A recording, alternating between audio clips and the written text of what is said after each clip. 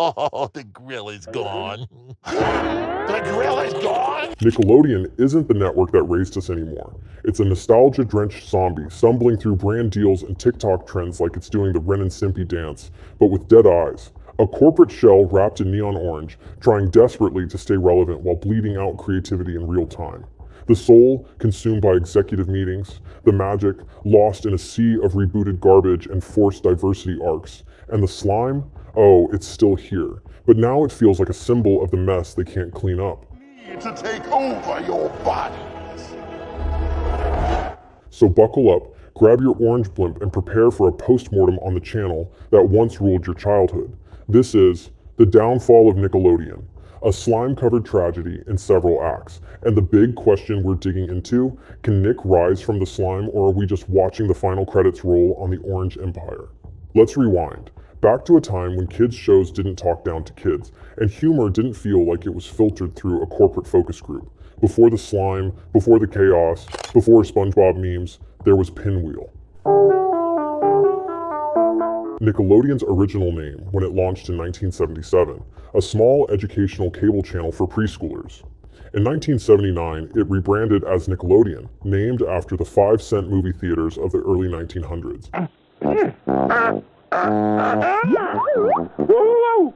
It had a scrappy, rebellious vibe, cheap, creative, and fun. Founded by Warner Amex Satellite Entertainment, its early mission was noble, high-quality educational programming for kids. But, spoiler, it was boring. No one watched, until Geraldine Laybourne took over in the 80s. She saw kids not as many adults, but as real people. Smart, emotional, messy, and she believed they deserved content that respected that. Under her leadership, Nickelodeon found its voice, and things got weird, brilliant, and hugely popular. Then came 1991, the birth of Nicktoons. Nickelodeon stopped imitating and started creating. Doug, Rugrats, and the gloriously chaotic Ren and Stimpy launched a new era of animation. Raw, original, kid-centric. Nick wasn't just winning at animation, it crushed live action too.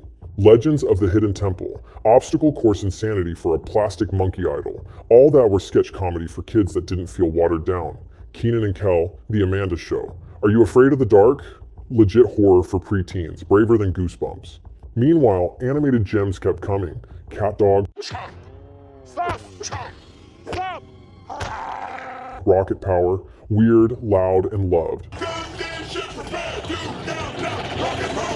This wasn't just TV, it raised you. Nickelodeon was the cool older cousin who understood you. And it wasn't just a channel, it was a place. In Orlando, Florida, kids could visit slime-soaked studios and walk through the chaos. Add in the Kids' Choice Awards where slime trumped speeches, and you had a network that felt like a movement. And that slime, not a gimmick, a rite of passage. If you got slimed, you'd made it. Nick gave kids something rare, content made for them, not just about them. Characters had braces, bad haircuts, embarrassing moments, and real friendships. Stories were weird, gross, heartfelt, and always honest. While most kids' content back then felt sanitized and condescending, Nickelodeon dared to trust its audience. It wasn't afraid to be absurd or even dark, because it knew kids could handle it. More than that, they wanted it. Nick understood that kids live in messy, emotional worlds, and that humor helps them make sense of it.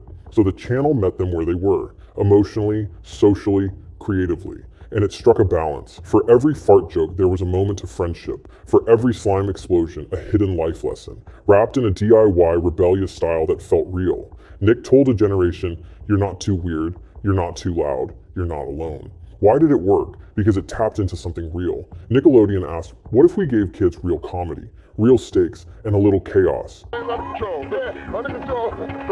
It trusted their emotional intelligence, letting them face discomfort, absurdity, and conflict without padding. It made them feel like insiders in their own world. And then came the Holy Trinity, SpongeBob SquarePants, 1999. Meme legend before memes were a thing. Avatar, The Last Airbender, 2005. Emmy-level storytelling in cartoon form. Drake and Josh, 2004. Sitcom perfection, internet gold. You didn't just watch these shows, you lived them. And the creators? Butch Hartman, Steven Hillenburg, Dan Schneider, visionary world builders. We'll get to that later.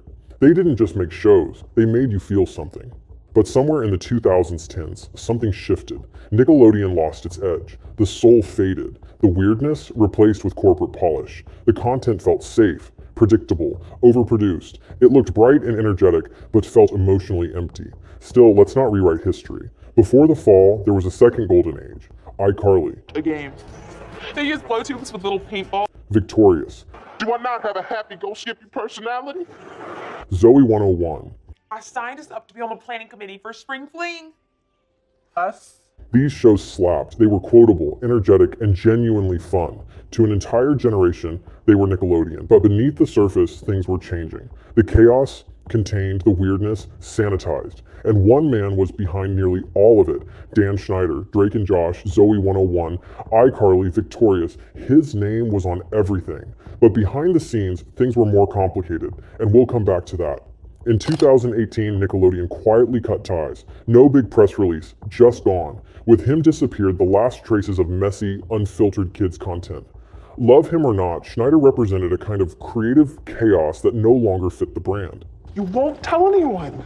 I promise. After him, the suits took over, and control replaced creativity. Nickelodeon stopped being a platform and became a product. Shows were cast by algorithm, written for brand deals, and designed for clippability. That's how you get breadwinners. A show that felt like DuckTales on a sugar crash. Flashy, fast, and forgettable. Then came the lab-grown era. The Loud House, Henry Danger, Game Shakers, shows built to go viral, not to last. Remember Captain Man stuck in a wall, or Lincoln Loud managing bathroom breaks like a military op? They weren't terrible. Some were fun, but they felt engineered, polished into mediocrity, market tested to death. The Loud House had charm, Casagrandes had originality, but those stood out because most everything else felt plastic. Meanwhile, the true storytellers left. Craig Bartlett, creator of Hey Arnold, left the network. The creators of Avatar, The Last Airbender, gone after delivering what might be Nickelodeon's last true masterpiece. After Avatar, which felt like an artistic accident, Nickelodeon stopped chasing greatness. It chased trends. And SpongeBob, he got merchandised, spin-offs, prequels, crossovers.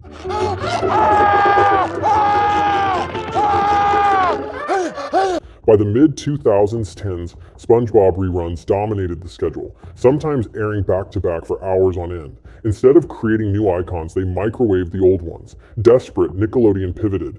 TikTok influencers, NFL slime games, crossovers no one asked for. Even Baby Shark made an appearance. Seriously. All aimed not to move audiences, but to make them click, share, and forget. You could hear it screaming, "Please notice us, Gen Z." Slime, memes, anything. The irony? Nickelodeon keeps chasing trends to impress Gen Z. But what Gen Z actually wants is exactly what made Nick great in the first place. Real stories, real chaos, real characters, not slime for clicks, but stories that stuck with you. When did it crack? Was it Dan Schneider's quiet exit? The rise of oatmeal bland shows? Or when they slimed an actual NFL game? Don't touch it! No, he didn't mean. Yes, that happened. In 2021, during a real wildcard game, SpongeBob was projected onto the end zone. Russell Wilson got digitally slimed, and someone approved that with a straight face. This wasn't parody, it was strategy. Nickelodeon, once TV's anarchist, had become a middle manager. Even the Kids' Choice Awards, once wild and chaotic, became a glittery PowerPoint. Influencers replaced icons. The jokes became brand safe. The randomness, rehearsed. When you choreograph chaos, you fake the slime. And when you fake the slime, you fake the soul. But underneath the shiny surface, something darker festered. In March 2018, Nickelodeon parted ways with Dan Schneider, its most prolific showrunner. Drake and Josh, Zoe 101, iCarly, Victorious. He was their second golden age. But his exit wasn't just creative. Reports confirmed there was an internal investigation into his on-set behavior. No charges filed, but the signs were troubling. Foot fetish jokes, tense sets, kids pushed too far. For years, rumors swirled, screenshots, theories, dismissed as drama, until 2024. That's when Quiet on Set, The Dark Side of Kids TV aired, a 4-part documentary that laid it bare. Actors like Alexa Nicholas came forward. Why do you smile so much? Are you an alien? why are you so nice? I would start noticing. Crew members described toxic environments. Even Mark Summers spoke out. This wasn't just about one man, it was about a culture, a system that profited from childhood joy while ignoring the cost. The public was stunned, not just by the stories, but by who told them. This was Nickelodeon, our childhood, our heroes, our slime. Now those clips hit different.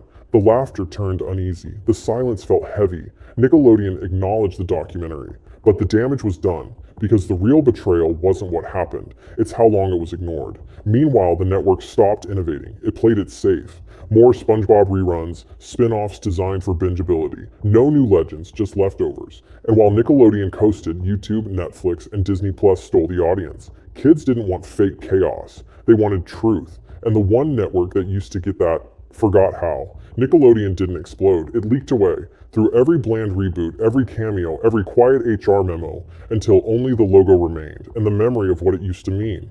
So how did we go from chaotic genius to algorithm-approved sitcoms? Nickelodeon stopped setting trends and started chasing them. And you can't chase memes. By the time their PR team learns what Riz is, Gen Alpha's already moved on to the next ironic frog gif. The result? Shows that feel like BuzzFeed quizzes. Kind of fun, instantly forgettable. Now that.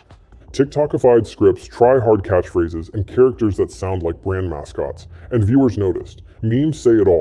SpongeBob was the last good Nick show. Fake show pitches like Slime Talk High that feel weirdly believable. Even kids can tell when they're being sold to, especially when it's wrapped in neon filters, fake trends, and slang written by adults pretending to be 13. Where's the weird? Where's the chaos? Nick once gave us chocolate-obsessed fish, alien penguins, and sketch shows that bordered on surrealism. Now it's life lessons in disguise, one-note characters, and Pinterest corsets. But the real betrayal? It's not even bad. It's boring. And for Nickelodeon, that's unforgivable. So, is it all doom and slime? Not necessarily. There are flashes, moments. Occasionally, a show or special reminds us of what Nickelodeon used to be. A clever joke, a genuinely weird side character, a story that dares to be different. The Casagrandes try to add some real cultural flavor. Have you not taste buds? There's nothing wrong with these. They're delicious. Glitch techs prove that there's still room for bold, fresh concepts. And once in a while, even modern SpongeBob stumbles into brilliance. A visual gag, a surreal tangent, like a ghost of greatness peeking through. And let's be honest, nostalgia has a filter. Not everything in the 2000s was gold-plated genius. For every Avatar, The Last Airbender, there was a Planet Sheen, or something that felt like a time filler wedged between better reruns. But there's a world of difference between evolving and selling your soul. Nickelodeon doesn't need to recreate the past. It needs to reclaim its pulse. The magic was never in the budget or the branding. It was in the attitude, the audacity, the fearless weirdness, the unpolished honesty that made kids feel seen, messy, and real. That spirit? You can't fake that with filters. You have to earn it. So bring back the weird. Embrace the chaos. Take risks. Make shows that confuse parents again. That's how you know you're doing something right. And please, let the slime mean something again. Because if Nickelodeon can't figure out how to be authentic again, it won't be a reboot that kills it.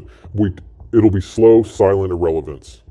If you enjoyed this nostalgic autopsy of Nickelodeon's rise and collapse, smash that subscribe button like you're hitting a 1999 game show buzzer. Ring the bell so you don't miss the next brutally honest TV takedown. And hey, drop a slime emoji in the comments if you made it this far. Stay weird, stay chaotic, stay subscribed.